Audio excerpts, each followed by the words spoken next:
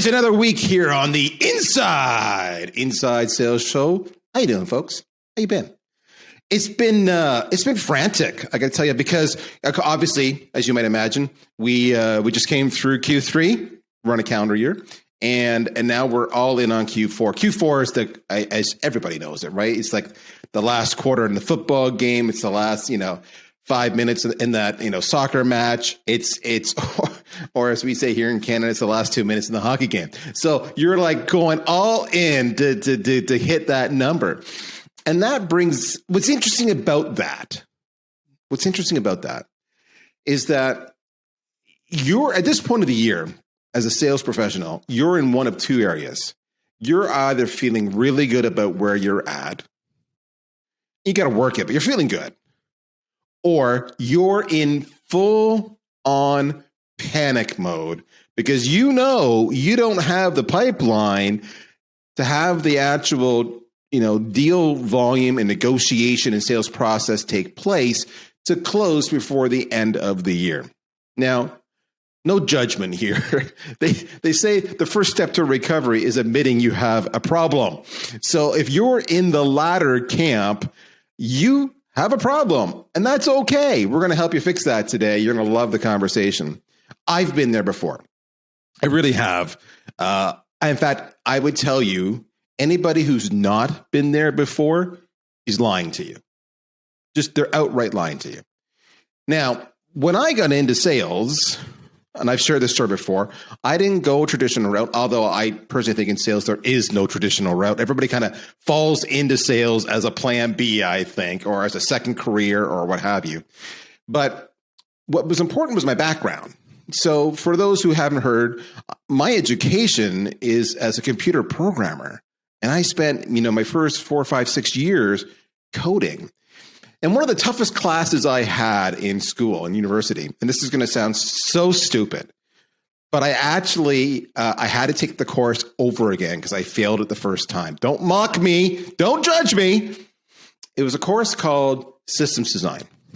And in systems design and coding is it's the whole part of the process of flow charting and figuring out what is the process.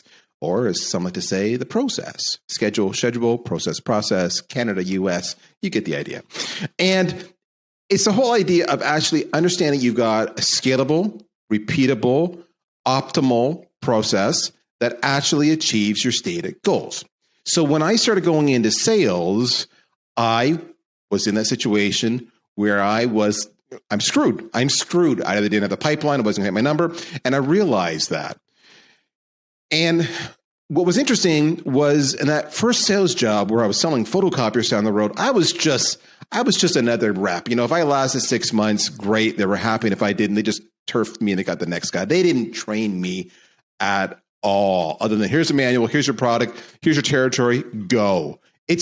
I look back now and I'm like, it was just like the sales manager should have been shot. She was a wonderful person, but she should have been shot. I don't know how she slept at night just doing that and was undermining her own success. I see that now looking back, but at the time I'm like, I'm failing. Help me. And that was when I realized I didn't have the right process. And if I was going to succeed in sales, I had to take the same approach I did in coding that I did to selling. Sounds crazy. Yeah, actually, the relationship between coding and selling, who would have thought of that? Now, that sets the stage. The first sales book I ever read, first one ever. Okay, so I was a big fan of Zig Ziglar, and I would listen to Zig's in the audio cassettes on my tape player in my minivan as I was selling my photocopiers door to door. But the first sales book I actually read was a book called Hope is Not a Strategy. You can check it up. You can still get it. It's totally outdated now. It was really for a complex enterprise sale. It was actually pre-SaaS, if you can believe it. So there you go. But the premise is the same. Hope is not a strategy. I hope I hit my number isn't going to get you your number. So imagine, with that as the backdrop, how excited I was to come across Bulletproof Selling. Bulletproof Selling, just look at this. Systemizing sales. systemizing sales, which is the whole idea of a process, right? We talked about that. And that jumped off the page for me. And I love, you're going to see some themes here because we're going to use the author. We're going to introduce you to the author shortly. But he talks about the battlefield of business. So there's a bit of a military metaphor there. And who, honestly, between you and I, is there anybody better than processes and repeatable procedures than the military? Their lives literally depend upon it. And what I loved about it was Section 1, Article 1 in the table of contents says, trimming hope from your sales strategy. So if this is not karma, kismet, like all the alignment going on with my own personal story, then I don't know what is. So of course, my friends, I had to bring the incredibly talented, I want to bring to you Shawn Rhodes to the show. Shawn, welcome, my friend. Thanks, Darryl. Really awesome to be here, sir. All the way from Tampa, Florida to the frozen north of Canada. So we're having fun here. We're covering all the areas, brother. We got different politics. We got different climates. It's crazy. But we're united in sales, and I love that. So now, Shawn, I need you to set the stage for me about your background, what you do today, and what was your inspiration for this book? Because I've just shared a little story with you on me. I know there's 1,000 listeners right now going, yep, that's me. I don't want to admit it, but I'm secretly listening. Tell me more. So for the audience, can you give us a little more background about you in the book? Absolutely. And I've secretly been there as well without enough pipeline. Bills are coming due every month. Commission checks not coming as regularly as I'd like them. So I'm absolutely in line with that journey. Before I got to the point of being a salesperson, though, what gave me my background in the military was I was a war correspondent in the U.S. Marine Corps. And the very unique job there because I had the free reign to move inside and outside of any unit across all 4 branches of the U.S. Armed Services down here. And a lot of time overseas, multiple tours in Iraq, which was where I got a lot of my combat experience from. And my role there was to study best practices, to study systems, to capture them and to share them both internally for the Department of Defense and to share that with the world if it wasn't something that we wanted to classify so that the world would know about the great work that our men and women were doing over there overseas and had a lot of opportunity to work with Canadian forces too. You guys are awesome. So congratulations there. But the sales piece of this really came in for me when I was finally in sales after the military. And I was trying everything to try and make number, to try and get people on the phone, to try and get them interested in the product or service I was selling. And I was not getting any success whatsoever because like a lot of salespeople, like you talked about in your early days as a salesperson, I was just told to go out there and sell. But nobody was telling me how to go about doing that. So I had to really understand in order to survive, to apply the same principles that I learned from these troops in combat in the military, where they would spend, and for those of us that are catching this live video, what you're going to see right now, I'm projecting on the screen, is something that you've seen in every war movie, if you've ever seen a war movie for our podcast listeners. A bunch of people stacked up outside of a door, they enter into it with their rifles, they're checking for threats, they're looking at each other's backs. They're really operating as a singular unit, almost like a one mind, so to speak. And as I saw this happen in combat time and time again, I realized these folks were essentially bulletproof. Not because they were brilliant, they weren't Mensa members, they didn't have superpowers. They were covering all of their angles inside of these buildings because of all of the times that their predecessors hadn't been bulletproof. So when you think about applying this to a sales team, what if you could begin capturing what was working and what doesn't work inside of your industry for yourself? And what if your teammates were doing that as well? And then what if you were coming together to share that information, to build great processes and systems so that you didn't end up like Darryl and I did, and like I'm sure you probably have been to at some point in your sales career, sitting there wondering, what do I do now? I've got leads, I've got a territory, I've got a product, but that's all I've been given. I'd hate for anybody to find themselves in that situation, so that's why we stood up Bulletproof Selling, to try and help people remove hope from their sales strategy. It was so interesting. On the weekend, I was watching this show on, I don't know, it was the National Geographic Channel, the Smithsonian Channel, or what have you. But it was talking about a variety of warships, actually, and some of the battles they had been in. And this one particular case, it was World War II, and there was a destroyer, not a destroyer, but a smaller ship, not a cruiser, but beneath that. Excuse my lack of military lingo or familiarity. But the point being was it was tasked to position itself at a certain point where the Japanese would have totally attacked them. They'd already lost 4 ships previously assigned to this. And this particular commander won their battle, and they won it because he took a slightly different strategy. That was the first point. But what was of interest was a point they said in telling the narrative, which I think applies exactly what you're saying right now.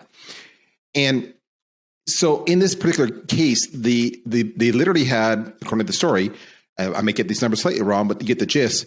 They had approximately 25 Japanese planes trying to kamikaze themselves into the ship. And that was how they took out the previous 4. And so one of the things that the commander had done before taking up position in the ocean there was he had trained his troops, his sailors, nonstop about what to do in the case of a fire or explosion or what have you. And there was a lot of bitching and moaning, a lot of complaints at the time. This was not common. And the reason he believes they survived, because I think they actually got hit by, 8 planes. They took the rest out, but they got hit by 8 planes. And they said any other ship, and they dragged their sorry ass back to port with their lower third, half submerged. Yeah. And he said the reason they survived was because when the planes did hit the ship, nobody had to think about their job.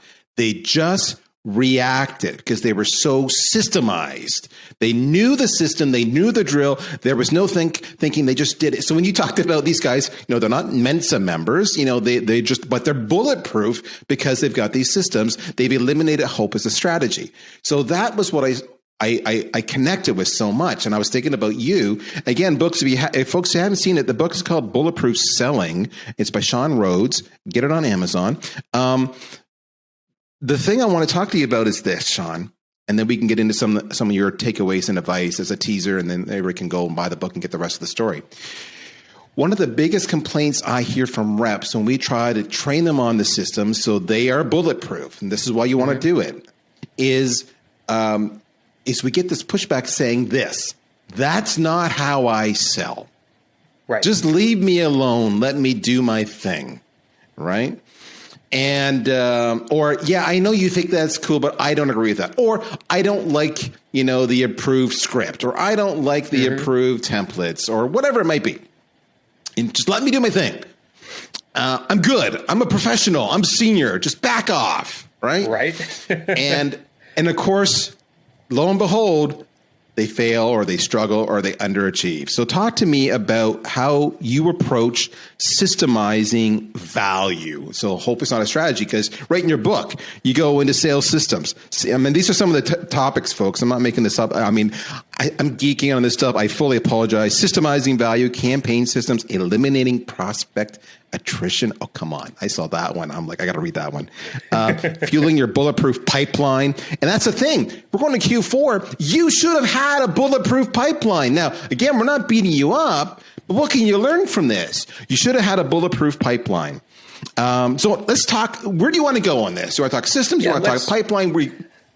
Let's start with the first objection you mentioned, which I think if we don't get that out of the way, we could talk systems all day, Darryl, and I know you and I would have a lot of fun doing it, but it wouldn't land right for a lot of salespeople because, like you said, I don't need systems, or the script that I was given, it works sometimes, but I really have to make it my own. I've got to really make it unique to me. So let's talk about the value that systems have, even if you want to just build them for the way that you sell, because I know that every salesperson out there that's doing well thinks they're a special snowflake. Nobody could replicate what they do. They've got the secret sauce. So let's talk about how to begin at least implementing your own systems. And that way, everything that we do from that point on, Darryl, with pipelines, with prospect attrition, people will be able to make it their own. So a little kind of a graph that I love showing, and for the folks that aren't catching this via video, I'm going to explain it to you. Imagine that you're looking at a simple XY axis graph, okay? On the bottom, in numbers is percentages, 10, 20, 30, 40, 50, all the way up to 100. Now that bottom line represents the amount of attention that you have to place on the task at hand. Whether that task is picking up the phone and dialing, dealing with objections, customizing that email, making sure that you're providing value. We spend our day as salespeople trying to be as present in the moment as we can with our prospects because they're people and they all have unique needs. Now, the challenge there is if we're spending 100% of our attention on the task at hand, it allows very little room for innovation. And this is why, Darryl, we see senior salespeople able to innovate at an incredibly high level. It's not because they're especially brilliant, although I know they like to think they are, and often they are, right? But it's really because they've got the reps in. To your point about that battleship commander, he had trained his people, his sailors, exactly what to do to the point where they didn't have to focus on the next task at hand. They knew where to get the fire extinguishers. They knew how to, man their arms to make sure they were taking those ships down. Well, the challenge we have now, and the magic of being able to actually leverage a system, is that we're trying to accomplish more innovation with it. So instead of the fallacy that systems force you to move in lockstep and we're not in the military, why would we do this? The less focus that you have to place on what you're doing in any given moment, the more you can rely on your systems, the more you can innovate, which is what's on that vertical level, the amount of innovation. So to round this graph up, if you're only focusing 10% on the task at hand because you've got the other 90% systemized, now you can place 90% of your attention in the moment, being able to innovate at an incredibly high level, which, as we all know, especially the more complex your sales get, the more you can innovate, the more you can sell. So first, let's start there with the mindset of it doesn't force you to move in lockstep. You can customize them for the way that you sell, but the brilliance of being able to put that outside of your head into a process and into a system is now you can just let the system run the mechanics of what you're doing and allow you to be able to swerve, turn, pivot inside of every single sale. So I'm going to pause there, Darryl, because I know you probably have some experiences dealing with that as well.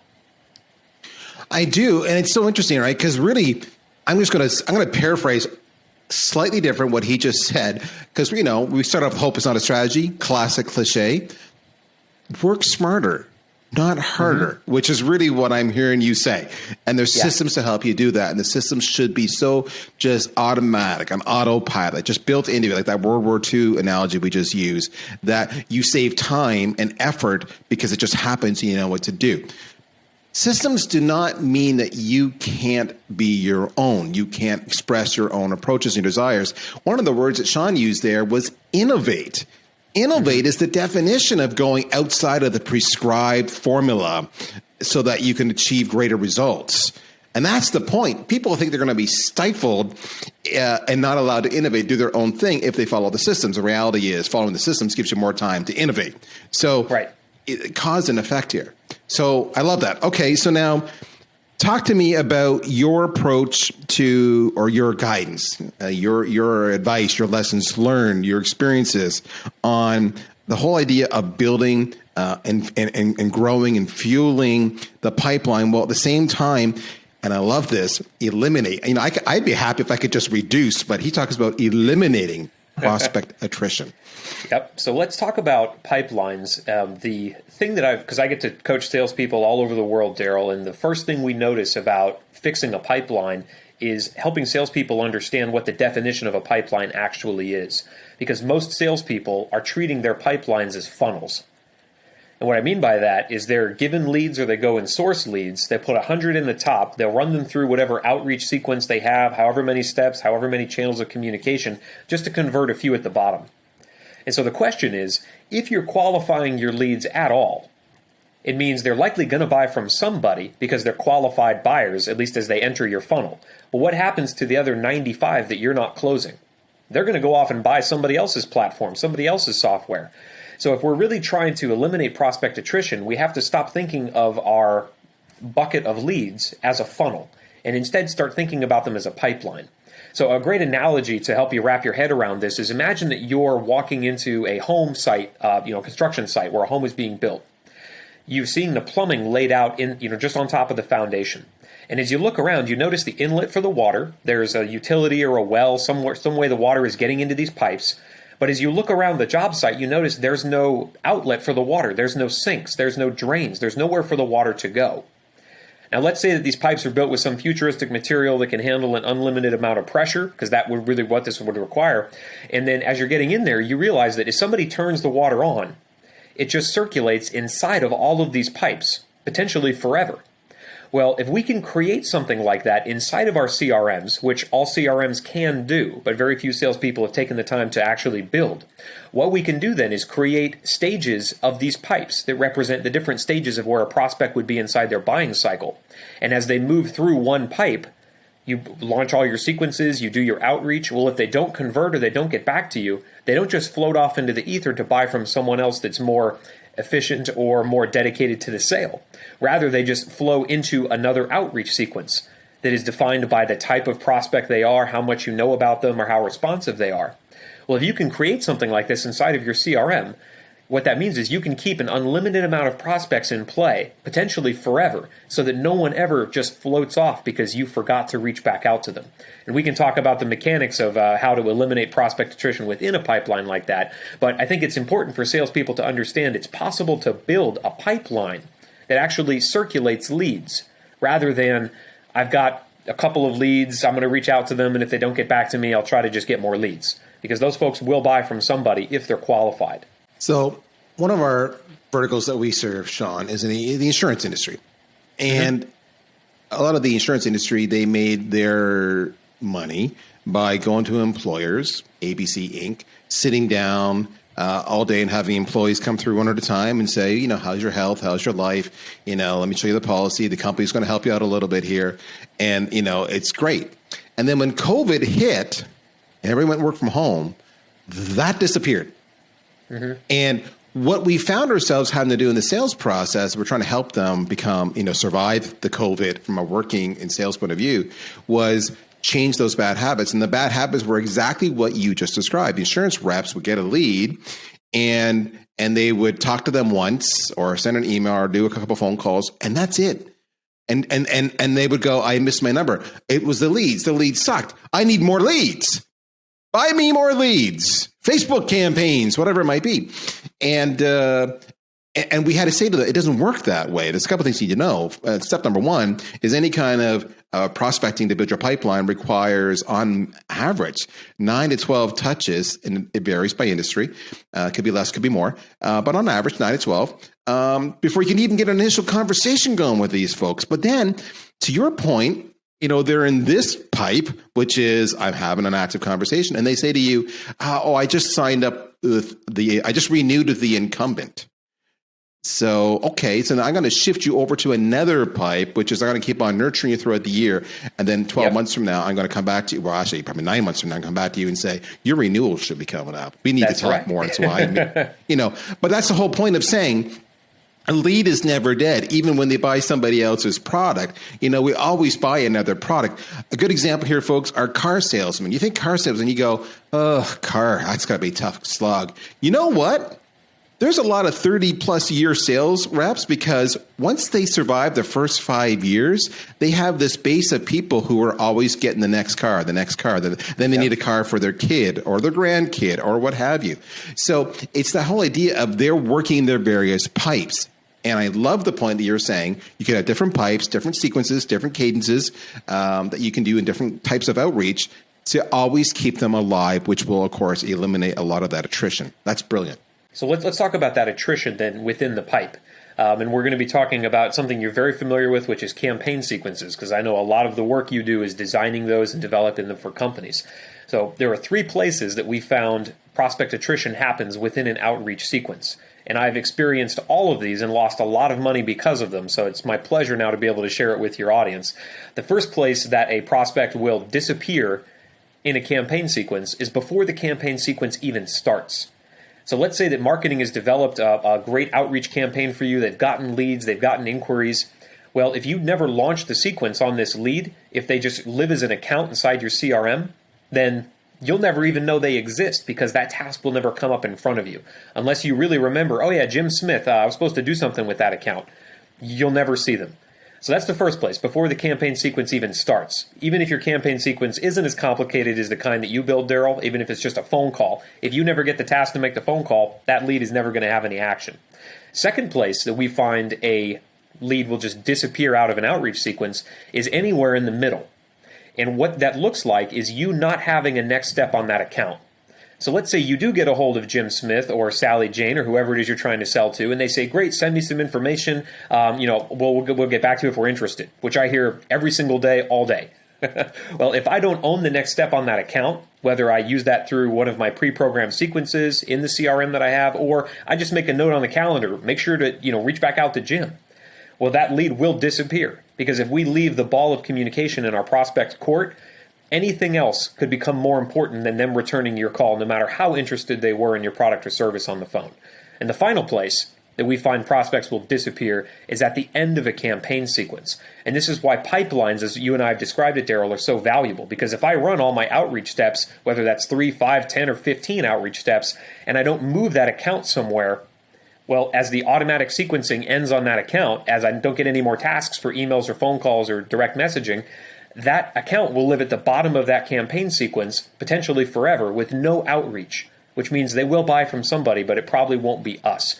So if you can seal each of those places that are leaks essentially inside of a pipeline, you can keep your prospects in play from one campaign sequence to another until they're in their buying window and you've proven through your outreach sequence that in the value you're providing that, hey, you are the one to really provide that product or service. So let me ask you this question.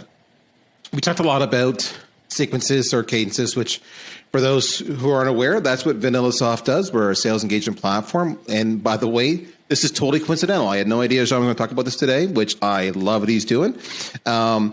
I want to ask you this. Shawn, it's the age-old question. Templates and scripts. Yeah. Are you pro templates and scripts? Are you anti-templates and scripts, and why? So I'm going to go back to the folks that I saw survive really stressful situations on the battlefield. They'd never been inside the houses that they were going into. They'd never experienced the type of enemy that they were going to encounter that day. But if they didn't walk in there with some kind of a template for what to do and when, their chance of surviving that would go down tremendously. So in the field of sales, it's not using a template or a script verbatim through the entire conversation, but it's knowing that here are the things that I need to learn from this prospect in order to move them further into my pipeline. Here's the best practices in the openings that my team and I have decided really work well in my industry with the type of prospects that we're targeting. And not just to have one that you read verbatim, because we all know what it sounds like when someone reads a script to us over the phone. It happens too often, unfortunately. But without those templates and scripts to just act as lanes, as buffer lanes, to keep us on the track to the sale, then we are, by definition, hoping that we remember what's worked in the past, hoping we remember what email really got us a great response 2 years ago when we were really killing our numbers. But if we don't take the time to actually get that stuff somewhere where we can use it again, customize it for the prospect that we're sending it to that day, or customize it to the person that's about to be on the phone or in the Zoom meeting or in person, then unfortunately we're relying on hope. And that means that we are being in that sink or swim situation that we found ourselves in early in our sales career, but probably should never be in again if we're using systems in the way that you're talking about, Darryl. All right. I love that analogy. It's funny when you were doing that, giving your answer, I was thinking back to how we opened up today's conversation, and you shared that video footage of the folks in the military, entering a house, an abode, not knowing what's behind that door and how they worked off of each other and had each other's backs. And I know I'm stretching here, folks, but work with me on this one. That's a template at play. Yes, what they're doing there is trained and taught. And that's what gives them the comfort of knowing what to expect, what the outcomes are. They can forecast the outcome, just like you can forecast your pipeline prospecting. Now, if something goes wrong in that play, someone's injured or what have you, they can adapt and revise that template at play so the next time it's even better. And they do every time. That's the first part. Templates are living and breathing. But the second part there is this. When the template play, somebody breaks down because something happens inside that house they didn't expect, now they're going back on their training and they're reacting, which is how we started off with this whole World War II, book and Japan and everything else. It's the training is what comes down to it. So let me ask you this, Shawn. This is a completely open-ended question. It's not in your book.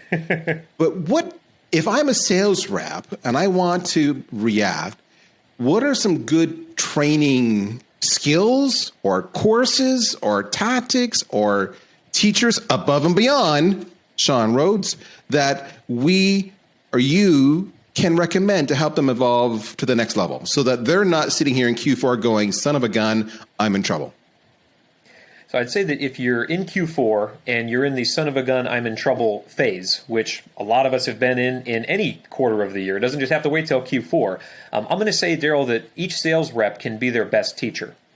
But here's what so few sales reps take the time to do as they're encountering a challenge. Like, I don't have enough leads to reach out to, or I just heard an objection that shut the call down, and I wasn't able to make that sale, might likely never be able to get to that prospect again.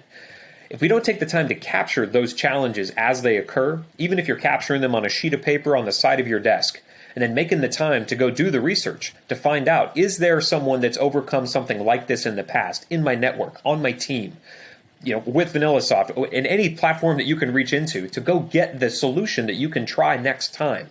Or if you're experiencing something that you need a solution for now, like I don't have enough leads to reach out to, boss is getting upset because I'm just never going to make number here. What can I do today that would solve this problem in some small way and then take action on it? So it's a matter of capturing the problem and then putting a plan in place to take action on it, which we devoted an entire section to in Bulletproof Selling as well, because it's so important that individuals and teams take the time to adapt their systems. Otherwise, and you mentioned this, Darryl, what worked in 2019, 2018, or 30 years ago before software as a service even existed isn't going to be as applicable today. But if we really want to keep up on the cutting edge of our market and the changes that are happening in our prospects' lives, we have to make the time to capture our challenges and build either adaptations to our systems or entirely new systems if we want to move forward in a way that allows us to be fully present and innovate, as sales will always require us to do. So I love that, guys. Just, I've said this before. I'm saying it again. I know I repeat myself, but let me rephrase what Shawn just said. He's advocating that you are self-aware. You park your ego and you have the self-awareness to say, I am ill-equipped with a certain skill, a certain knowledge, and now I'm going to proactively go and equip myself with the right skills and knowledge by seeking out others who can coach and guide me on this, or researching it myself and doing a A/B experiment until I get it all figured out. And that's my second one. First one was self-awareness. Second one is learning is earning. If you're going to learn how to offset your lack of skill, then you will get better and you will earn. Learning is earning, which means you'll have a Q4 pipeline and you won't be panicking right now. The first thing you should be doing on that front is going and buying Bulletproof Selling Shawn Rhodes. Shawn, best way to get a hold of you, my friend. You can check me out at bulletproof-selling.com. We've got a 5-minute sales assessment there that will generate a sales system for whatever part of your pipeline you need improvement in. We also have a podcast as well that Darryl was kind enough to be a guest on. It's also called Bulletproof Selling. And every single week we're turning out new sales systems. So make sure you follow us over on LinkedIn. All right. That's it. Folks, we're done. I keep on telling you I'm coming back the next week, and lo and behold, I do. Guess what? I'm doing it again next week. Tune in. It's going to be fun. We've got some amazing guests in the pipeline because I've been prospecting them just for you. We're going to close those deals together. Until then, tell your friends. If they haven't, they should subscribe. Give us a great rating here on the Inside Sales Show. Take care. We'll talk to you soon. Bye-bye.